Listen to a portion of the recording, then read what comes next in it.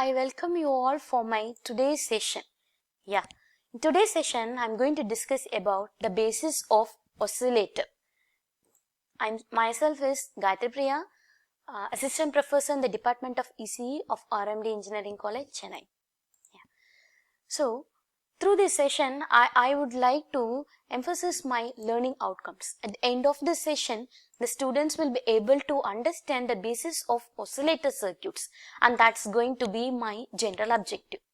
So, followed by the specific objectives are to define oscillation, to state the condition of oscillation, and to justify the nature of oscillations. Here comes the outline of my today's presentation. Okay.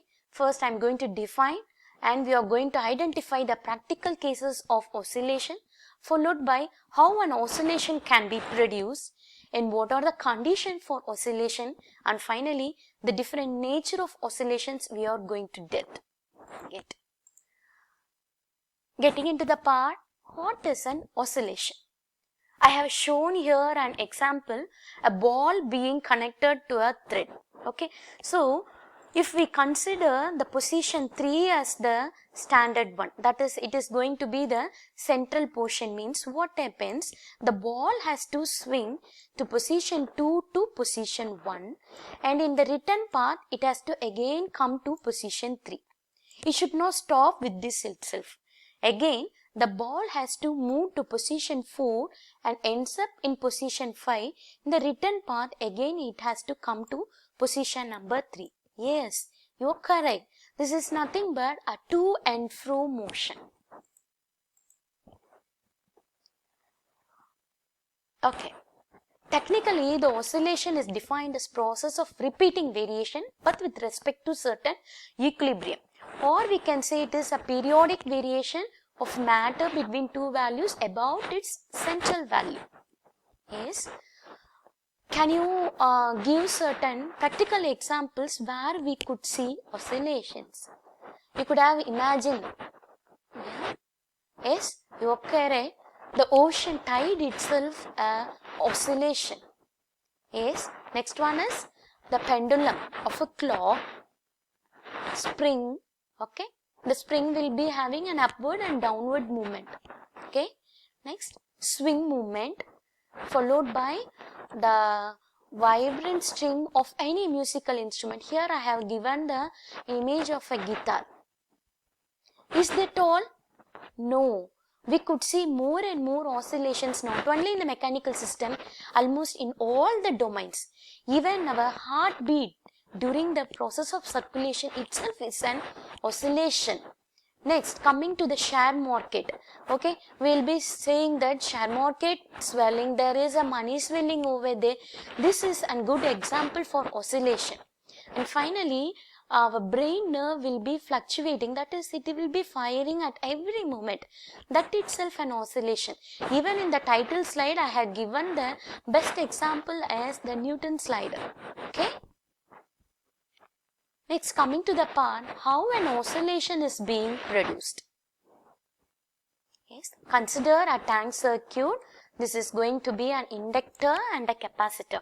Why it is referred as a tank circuit means we know the capacitor stores energy in the form of electrostatic, whereas the inductor stores energy in the form of electromagnetic. So this circuit is going to accumulation of charges, and that's why we have given the name as tank circuit. Okay, let me assume a zero resistive condition. So under zero resistive condition, what happens? The current will be enormous. That is, we are going to assume I am going to apply N impulse. What happens when N impulse is applied? The capacitor, okay, the capacitor present over here will allow the current, and that's the way the capacitor starts to charge. How long it can charge? Up to the maximum level. Okay, so after then it could not get charged. What happens then? The capacitor will start to discharge. Okay, what type of energy it is going to discharge? Electrostatic energy. Okay, here we are having an inductor. Now the inductor will be in the charging mode. We know the inductor stores the energy in the form of electromagnetic, and that's the way here we could achieve only an energy conversion, that is electrostatic to electromagnetic and vice versa, but with a little amount of loss that is being indicated over here. We are having only an energy transformation but a decaying one. It refers to the loss in our circuit. Clear? This is an example for damped oscillation. But we don't want such damped oscillation. We require only a sustained oscillation. Yes, sustained oscillation, how could we achieve that? Only by a feedback, that too in a positive manner. Okay. So, for a best example, I could define a public addressing system. What happens if the sound, if the volume is going to keep on increasing at one particular moment, the sound from the loudspeaker will be back into the microphone so that the entire device would get affected. Similar way, a amount deposited in the bank. If you are not going to use the money, means what happens? The interest will be increasing. Therefore, it produces a huge oscillations. If I am going to spend the money, if the expenditure is going to be greater than that of the interest, what happens? It is going to swallow our principal also. Yes, we need a sustained oscillations. Yes, sustained oscillation can be achieved by a positive feedback, and that's why I have given the feedback network in the positive terminal, right?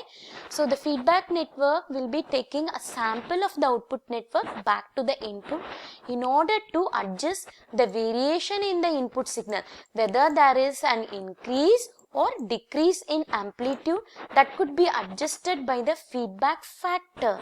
It determines how much amount of the output can be fed back as an input, right? So this way we could achieve a positive feedback. In one particular time we could achieve sustained oscillations. And this a condition for oscillations is being stated by Heinrich Barkhausen, a famous German physicist. What he has mentioned, the loop gain must be unity or greater. Yes. The next one is the total phase shift around the closed loop should be equal to 0. Yes. That can be well illustrated by this diagram. For example, here we have taken an inverting amplifier. In the inverting means it is going to produce a phase shift of 180 degree. But we have told the total phase shift should be 0 degree or 360 degree. Therefore, in the feedback network, we are going to introduce a phase shift of 180 degree such that the output of the feedback and already existing input should remain in phase. Okay, so this is our Barkhausen criteria. The one another is the product of A and beta should be greater than or equal to unity. Okay, here comes the various nature of oscillations. First one is the growing type, decaying type, and the last one is the sustained oscillations. Depending upon the product of your loop gain.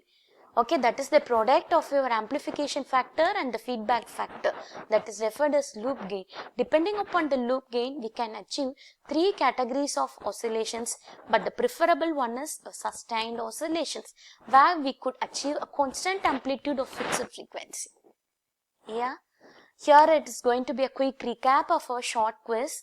Okay, I have given a question based on Barkhausen criteria. Here the option is going to be both 1 and 4. The remaining quiz questions will be posted in your online forums. Yes. In the upcoming sessions, we are going to discuss about the classification of oscillator depending upon various factors. Okay. So get ready for the upcoming sessions. Okay. Thanks a lot for the opportunity. Thank you.